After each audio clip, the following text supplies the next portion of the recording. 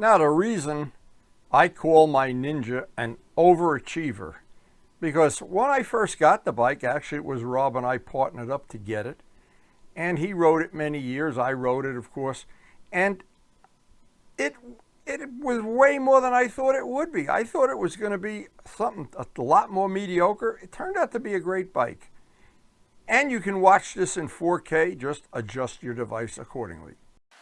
Now today, this is the first day we're going to be heading out of here, and it's in the 50s. It's chilly in the morning. It's going to get nicer as the ride goes on, so we don't really care about that. It's certainly a rideable day. There's no chance of rain, and we have the Ninja all prepped up and ready to go. So today, this is going to give me a chance to see if I like the way this looks in the various angles, because sometimes you make a part for a bike, and from one angle it looks, I don't know. And I resisted the thought of putting some gold arrows on it to match the bike. I didn't want to go overboard with it. But it's really a prototype I made while I was laid up with COVID, and I really didn't want to shoot video. But here's the whole thing. I learned a couple of valuable lessons in making this, and when I make the real video of making the MT-09 part, I'm going to make the same part for the MT-09. I'm going to pass on all the information that I learned, and I did learn some really good tricks about making a part similar to this. It's a good entry-level part. But today, can't miss a day like today riding. This is just beautiful. I want to get out on the open road. And another little thing you don't think about, as the years have gone by and the miles have rolled up, I've liked this bike more and more with every day. Now we got a brand new chain on the bike that's only had one ride on it, and it is just a heavenly day. If you just look up here, there is not a cloud in the sky, and we are in the low 50s. This is just perfect riding weather. And as always, feeding the fish. Even in this cool weather, they're still hungry. One more cup of coffee and we'll be out on the open road. Whoa, what a day. What a day. I am excited. And the leaves are changing everywhere. And the leaves are falling everywhere, and you can see even behind our garage the trees are starting to change even in our area. But up where we're going to ride, it'll be even nicer.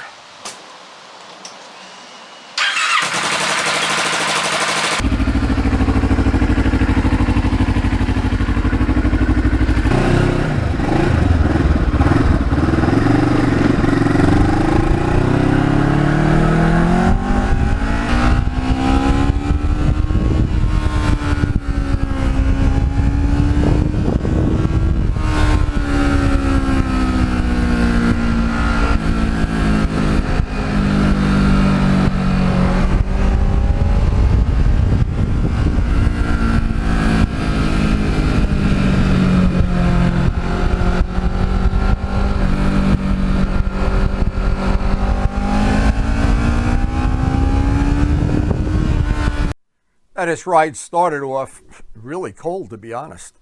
I wish I had one extra sweater on. But you know what made it enjoyable? There's some things along the way. There were an awful lot of Halloween decorations still out. And there's an antique truck back there. I'm sure that's ready for restoration. Luciano probably wants that. Carry his bikes to track day. But anyway, this bike, you get on the bike, you head out on a ride, fill up the gas tank, and you know, you got 120, 130 miles of totally enjoyable, very predictable riding.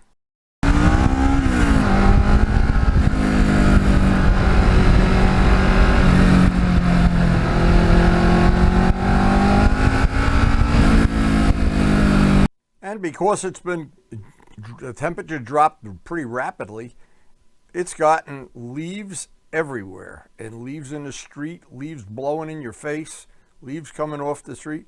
Something we have to deal with this time of year for sure.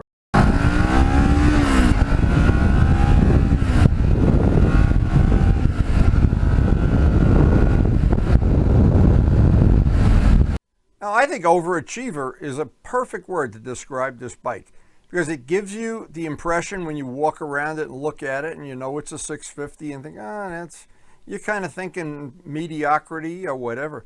But then when you jump on a bike and you find a twisty road, you go, whoa, the handling is really linear. The brakes are really nice on it. And it's got a surprisingly comfortable feel. somewhere between a sport bike and a little bit more of a sit-up straight bike.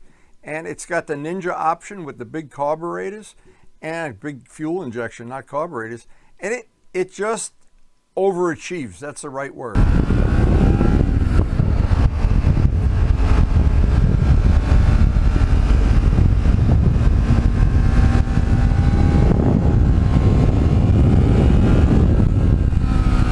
Now, where it really shines is when the weather really gets cold and the roads get salty. It has an uncanny ability to just navigate the salty roads. It's easy to clean. It's not a bike that's real difficult to get in all the nooks and crannies and clean after a salty ride. It's got a decent sized windshield to keep some of the wind off you, not a lot, not everything like a touring bike.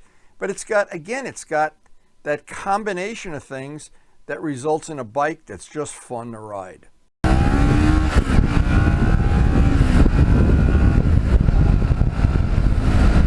Now, the last couple of years on my bucket list has been different things that I wanted to do as far as modifications. I got one of them done, the seat cowl. I kind of like the way that worked out. We got more coming this winter.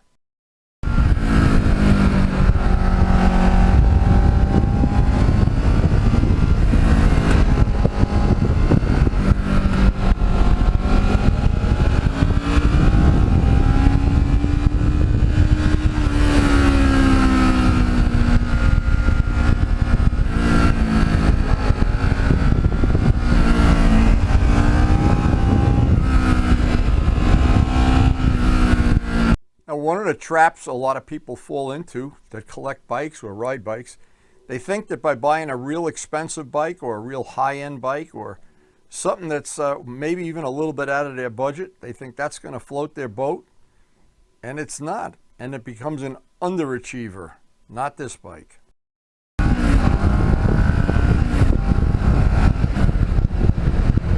Now, some of the bikes in this class, the middleweight class of, I call them semi-sport bikes, they're as much as twice the price of this bike. So when you buy a bike that's not overpriced, you don't really get too crazy about that it's not going to be what you want. But when you get a bike that's inexpensive and it overachieves and it just becomes more than what you ever expected, it's really a nice feeling. And I've had so many things in my life that don't live up to expectations.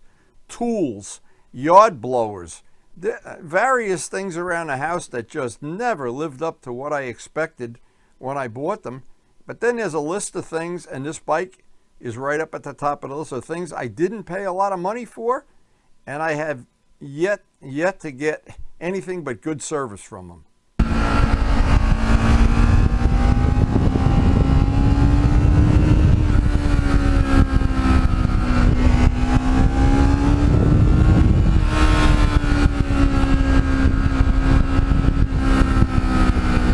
Now, for people that don't follow the channel, it took me a whole winter, roughly 500 hours, to do the restoration on this bike. It certainly, because we've had it since new, it certainly was worth every one of those hours. And no matter where I go with the bike, people are always curious, what model is it, what year, or what this, that, or the other thing. Did it come that way? Did it come with polished pipes or gold wheels or this, that, or the other thing? And in the end, I think it just is a good value. The time I spent doing it and the initial cost of the bike gave me something that really is, to me, pretty special.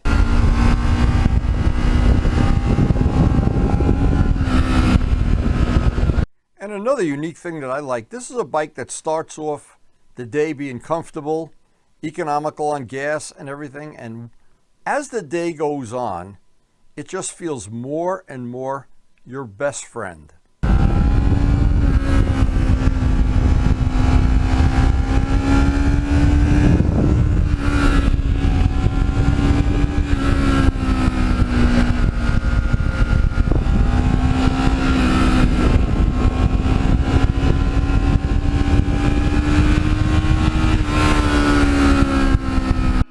Now, my humble bike collection is basically one bike from every 10-year period I've been involved in motorcycling.